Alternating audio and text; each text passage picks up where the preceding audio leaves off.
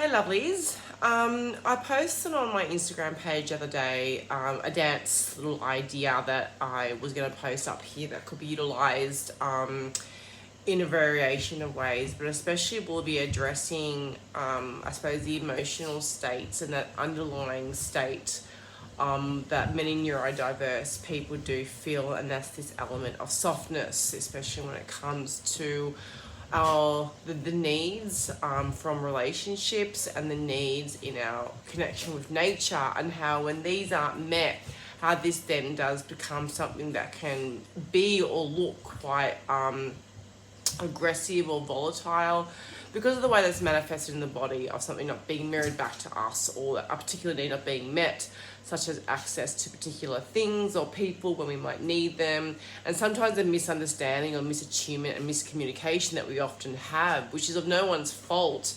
You know, we are all still learning about, you know, the variation of neurotypes in our world that are emerging, and is awesome and amazing. I've said that before. So this is just another idea of a way to connect that's very creative and it meet someone where they're at. So what it does is it provides a mirror. So I've spoken before about the importance of mirror neurons when creating meaningful, strong, healthy, positive relationships, and how that then affects the person, how they feel about themselves. So if we create spaces and times where we are mirroring perhaps, you know, the underlayers of a person's nature, then that is establishing a really beautiful relationship, and also builds their confidence of being seen, heard and valued, and builds their confidence in who and what they are. So today is about softness, and I'm utilising the metaphor of nature for this, especially here in Australia. As I said in a video that I posted on Instagram the other day, you know, Australia is famous for our soft-footed animals.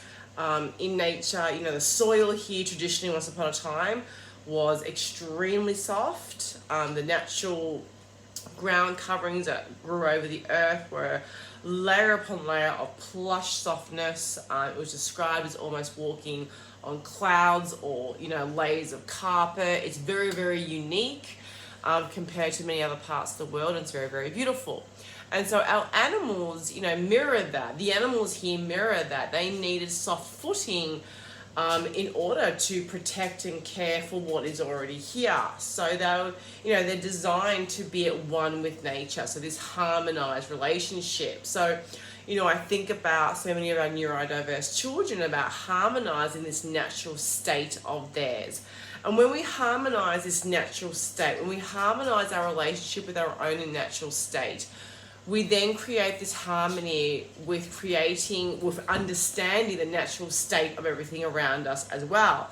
So when we are dancing, when we are in the arts, we are enabling this really acute attunement, which then allows us to understand needs and wants. So once again, I come back to the importance of establishing this in our young people as well, because we want to harness children who can attune to not only themselves, but also nature and everything in nature, and understand the intrinsic relationship between everything, and understand our intrinsic interconnectedness with everything in nature as well. So by celebrating the softness, by relating it to nature, there's like these layers of things that are occurring right here that's really, really necessary for a child's development, especially when we think of development in terms of how the decisions will be leading how we create this planet to be more harmonized with nature, so that we have a planet that is so beautiful for a longer period of time. Very important for future generations. And so this movement plays with different flow, what we call in dance therapy, different flows, different efforts, different shapes in nature. And these efforts, Millie, no, she knows every single time. No, Millie, out here, come on. Good girl. So that's my dog. So these efforts mirror what we see in nature, but also here in Australia, but it also mirrors the nature of these children. So they're strengthening their relationship with their own innate nature, and they're strengthening their relationship with their understanding of nature. And they're seeing this mirror. They're seeing how they are a part of that. And that's really, really beautiful, and that's really harmonizing as well, and that's making them feel important, and that's hope. And so we want to instill all these facets in young people, don't we? And so this dance just plays with that. So it's an idea about that. Millie, my dog has very soft feet too, don't you, darling? But I can hear your sharp claws on my wooden floors. Go to bed. Go to bed. Good girl. So, you can play with dancing like an Australian animal to start off with. So to use this element of how we can mimic an animal, a being in Australia, to understand soft padded footing, footing. And so what we do, as soon as we do that, we're going to bring mindfulness into ourselves. We're going to start to understand what's occurring in our body. So we're going to have this presence and grounding with the parasympathetic nervous system as well, which, as we know, is really, really important for a multitude of reasons. And, when we're in this state, we're actually allowing information to come into us, and we actually feel calmer and more prepared to take on different relationships. Now, a lot of these animal-like movements are also really, really necessary for creating neuro pathways as well. So when we think about we're combining this element of softness, of nature, with these movements that set up neuro pathways, it means that we are setting up neuro pathways that also promote softness. We are engaging many different facets of the self, and we're celebrating them. So we are going to get, perhaps first,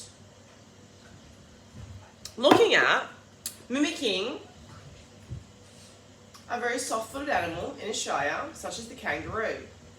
Which you think to yourself, wow, how would I be a soft-footed kangaroo, right? How do I be gentle in that state? And that's not necessarily an easy thing to do. So it takes a lot of mindfulness. So we are all about mindfulness practices right now, and movement is a really, really good one. So we can say, excuse my feet, I'm quite sick at the moment, so I'm keeping myself very, very warm. To jump softly. It might take a few goes for a child to understand that, but that is what happens with kangaroos when they do bounce across these very, very soft floor coverings. So having this relationship with how we would take care of the earth, what is needed. So it's not just about me. It's not just about how I want to be, what I want to do, how I want to act. It's also having us think about, but what else is in this picture? It's encouraging this interconnectedness. What else is important? It's not just about how I want to get from A to B. It's how I'll get there in order to also look after everything around me as well. So this understanding of being part of something bigger than just ourselves, fostering and harnessing this relationship. So as soon as I start jumping softly, I'm very much aware of how I need to land and the muscles that I'm engaging in order to do that. So when we harmonize this relationship within ourselves, the purpose of becoming aware of polarities is to also almost unite these polarities within ourselves. Like I said, when we're feeling quite volatile, we're not feeling understood or met where we're at, or not having this relationship engaged with, these types of dances will also help children to harmonize that. Playing with these polarities, playing with these different efforts of height and strength, but softness. So there's a strength in having to engage yourself in order to remain in a certain effort, such as soft padded feet. So you'd expand upon this idea, it wouldn't just be exactly what I'm saying, but these are all concepts that we can use to assist children, to assist our relationship, yada, yada, yada. There is the koala. Now, with the same foot, same leg, extremely important for neuro pathways as well, and doing so gently, even crawling, sliding, slivering, all these different heights and patterns of the body creating different neuro pathways, but doing it softly and always being aware of why we're doing it softly. So that's the concept. And once again, making them have this time and space of being in touch with this element within themselves that we want to harness because that's their nature. So, I actually have created a small movement piece that is quite strong. It comes from African dance, quite earthy, but you know, as I know from my own African dance, my relationship with that is quite strong. And so it's about allowing this softness though in our feet, in our body while we're doing this as well. So once again, these polarities playing together to create something. So I'm relating it to being in nature, but you can do it any other way. You know, I'm always saying, you know, have children make stories of themselves in nature. Find their favourite place. What does that look like? Move that. Write that story. You have a story you've written about somewhere you've been. Well, let's move it. Let's give it efforts. Let's give it dynamics. Let's give it verbs. Let's give it language with the body now. And let's think about how do we care for that place. So for me right now, it is about the softness of the earth and recognizing that that's an element within so many neurodiverse people that we sometimes skim accidentally. It's not something that I think is in the forefront of everyone's mind. This actual beautiful softness that occurs and how that needs to be met, that needs to be seen. So this is a way of doing it, okay? And that's something that, you know, with the professional development training that I go on about, something that I would open up even more. Because there is this relationship, once again, between neurodiversity and the planet, and most definitely a heart-centered space, and most definitely a very soft space. So, little dance that I've made up doesn't take too long. It can be used exactly as it is, or just an idea to use. So, being really mindful that everything underneath me is so delicate and so soft. And I want to open myself up to the world. It's the new day, and I'm opening up my whole body to bring everything in. Breathe in all the air into our lungs, and breathe it out again. Breathing it in and breathing it out. And then I want to share that around with the rest of the world. I want to share that with the rest of my world, coming around and up and down and around and up and down, around and up. Then I'm also going to see the sun and the moon cycles, embodying how the sun and the moon, being mindful of my soft, gentle feet, how the sun gently skims over the earth, warming everything, keeping myself warm, and how the moon helps everything to grow. So I can dig in gently though. I'm not stamping in as I dig. I'm being careful and aware of how I dig into the earth, taking only what I need, and gathering that up. I'm gathering, I'm collecting, I'm gathering, soft feet, I'm giving, I'm giving, I'm giving, I'm giving. So, softness with the strength, because there is so much strength in the gifts that are to be had. And I think for me, it's really important that all interventions are really honing in on not only, you know, we know about, I suppose, there are some neurodiverse populations that are quite famous for the different sort of, I suppose, scientific or academic endeavours in the world. And that's all well and good, and that's awesome, and we want to continue to do that. But what I'm all about as a dance therapist is also really honing in on the attributes that focus on family orientation, care for the planet, coming from a heart-centered space.